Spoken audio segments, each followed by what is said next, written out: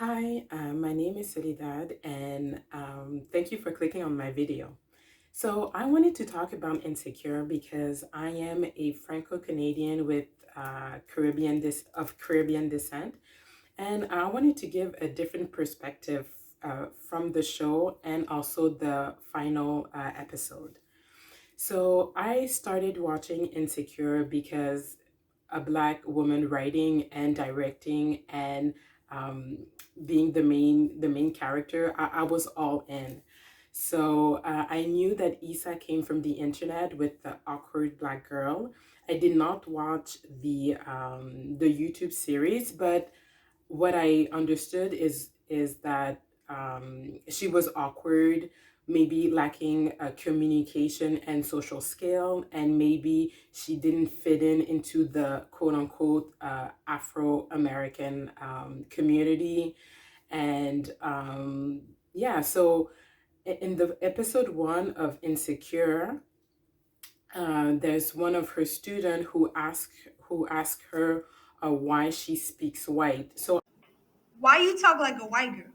I thought that the narrative would have been this Black girl who doesn't fit in into the stereotypical description of a Black woman.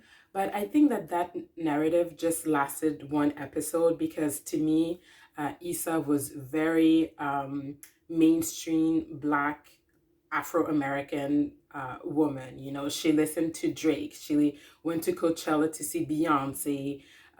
And she raps in front of the mirror. So this is very, in my opinion, very typical for a Black person to do. So on that end, I was a bit disappointed that she was mainstream, but there's nothing wrong with that. I think we needed to see a very, very regular woman, Black woman on the small screen. I would have wished that Issa was had difficulty with her communication skill, and every time she would have a conflict with somebody, she would have suppressed her emotion and then go home and write a country song about it, and where she would have saying how she would have answered and wish she had the courage to say. To me, that would have been a bit more interesting than a Black girl rapping. I mean, that's what we do. That's what most Black people do. We put words together, make it rhyme, put a beat on it, and so I wish that Insecure was more insecure and more awkward. Issa was not really an insecure person. I feel like she wasn't insecure of rocking her beautiful 4C hair. She wasn't insecure about her body. She wasn't insecure about um, her family. She didn't like her job. She didn't like her career. She was less successful than her friends, but she never pretended to do something else. She never pretended to live above her means just to be in order to keep up with her friends. So I think the title was misleading. I wanted to see a character cringeworthy, very insecure, who would lash out and be very dramatic and unstable. It's okay. Issa was none of those things, and it was it's fine. It's fine that she was stable and secure in herself and whatnot, and we see her grow as just a regular person. But yeah, but I tuned in because I thought she was awkward. She wasn't, but I stayed because I wanted to support her and support the show. But throughout the 5, 6 season, I don't know. I felt like the show was an inside joke only for Afro American. I, of course, I'm Canadian. I watch all of the Black shows, all of the American shows, and but for Insecure, I felt like I didn't get it. Like throughout the series, I never laughed out loud. Like it never made me laugh. I don't know if that was the point. It wasn't really a comedy and it wasn't really a drama. Like they didn't talk about white domination. They didn't talk about non-consensual sex. They didn't talk about very deep issue like I may destroy you. But it wasn't funny either. So I don't know. I kept watching just to support. And I guess I want more, and I think it's a good start. It's a good start. Insecure was a good start to showcase a average woman, average black woman, writing, producing, and starring in a show. I'm really happy for her, and she came from the internet, so good for her. And but I was hoping for more indefinitely. Um, Last season, last episode, I was hungry for more. I wanted more for Issa and all of her characters. So I'm gonna start with Kelly. I think Kelly was a missed opportunity. I think Kelly was funny, a beautiful woman, and in one episode, we knew that she had a podcast and it came out of nowhere. I wanted to know more about that. To me, I was a bit surprised that Kelly had a alcohol problem, but I'm happy that she got over it. And but for her to end up as a baby mama, like the sassy, overweight Afro American a girl ending up as a baby mama. To me, this was a disservice for her. I did not like it. I The way I would have ended Kelly's story, well, it was kind of strange because I didn't know exactly what Kelly did for a living. So was it in insurance or something? Like I wish that Kelly would have opened her own company and became a multimillionaire.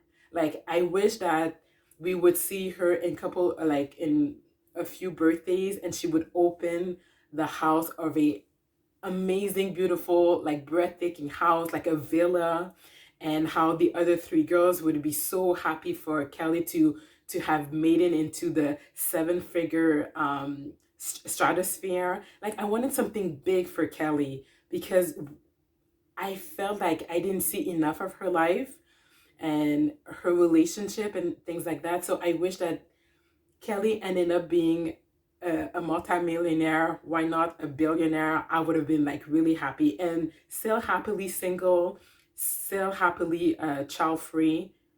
I would have loved that. But I feel like as a whole, Americans are very traditional, and having a woman being single is like the worst thing for them.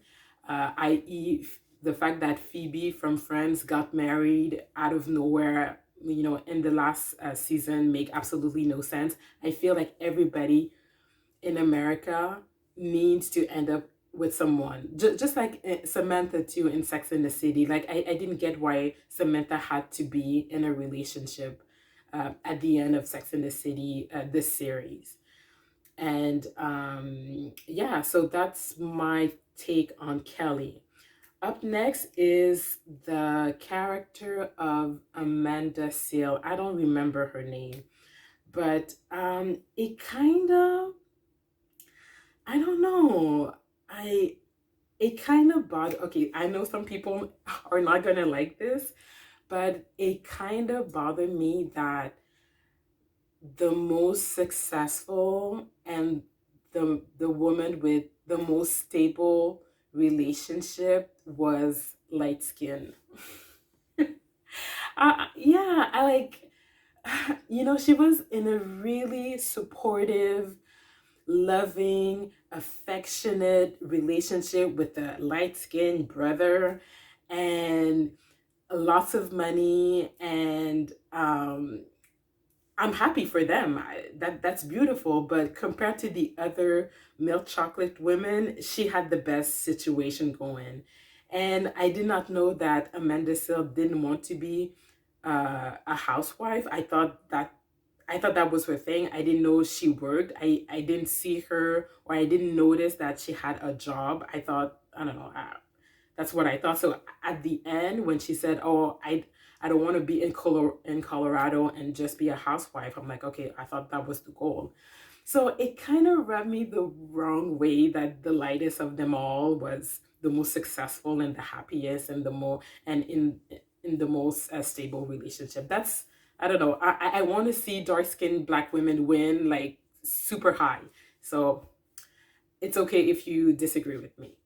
Up next is Molly. Molly too. I didn't like her ending. I mean, with everything going on with the red pill and the manosphere, I'm like, I don't know. Like, I'm happy she got married, but would that guy would really chose her? My dad said, "Ain't nobody checking for bitter ass black women anymore." I don't know. I'm okay with Molly. I'm okay with Molly. I think she grew going to therapy, and I love her with her natural hair. She looks way like Yvonne looks way better with her natural hair. She has a beautiful face. So you know what? I'm okay with the storyline of Molly. Now for Issa, you know, Issa is the main character, and I did not understand why Lauren and Nathan they were even a choice.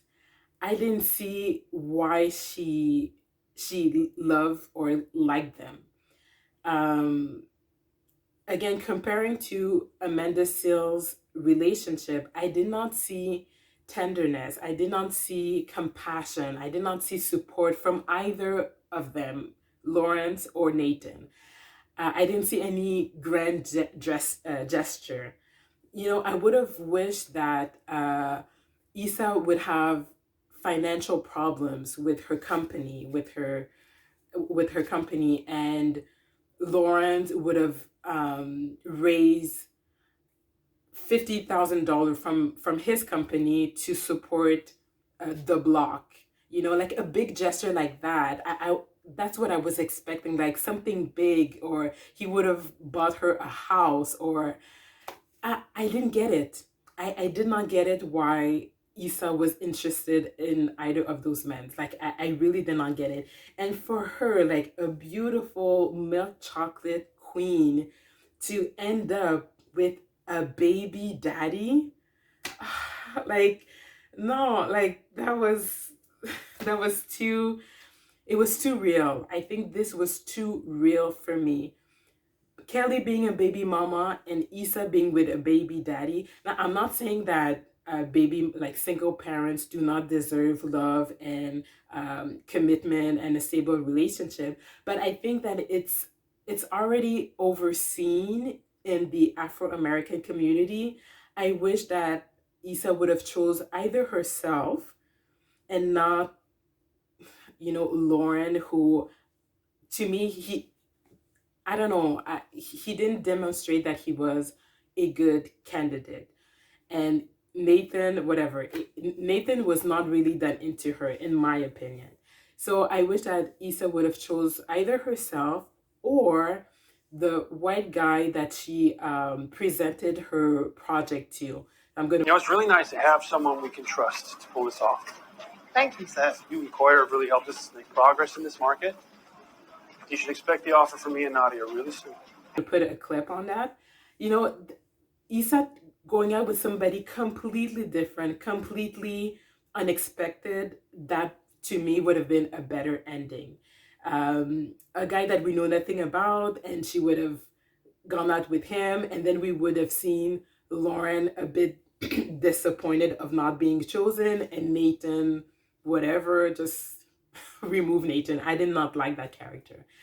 But yeah, Issa being with, and like an entrepreneur. She's beautiful. She made it on her own, rocking her 4C hair. Like I said, like I wanted more for her, and the fact that the fact that the last episode skipped from birthdays to birthdays, it felt like they closed the door of doing a reboot or doing a Where Are They Now in 5 years. Like they really closed the story.